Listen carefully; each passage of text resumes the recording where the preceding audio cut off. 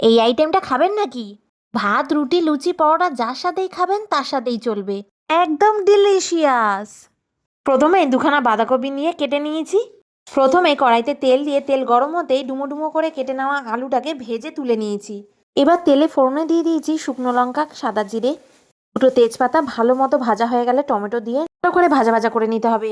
একটু নরম হয়ে গেলেই এবার গোবিন্দভোগ চালটা অ্যাড করুন। ব্যাস, এবার 2 মিনিট নাড়িয়ে চাড়িয়ে বাঁধাকপিটা দিয়ে দিন। এবার পরিমাণ মতো নুন, হলুদ গুঁড়ো, শুকনো লঙ্কার গুঁড়ো, ধনে গুঁড়ো, জিরে গুঁড়ো, কাশ্মীরি লঙ্কার গুঁড়ো দিয়ে ভালো করে নাড়িয়ে নিন। এবার 5 মিনিট খুব করে কষিয়ে নিন। কষানো ঠিক মতো হয়ে গেলে এবার ভেজে রাখা আলুগুলোও দিয়ে দিন। শীতের সবজির মটরশুঁটিগুলোও বাদ যাবে কেন, দিয়ে ভালো করে কষিয়ে নিন। কষিয়ে ভালো করে এক্সেস জলটা একদম টানিয়ে নিতে হবে।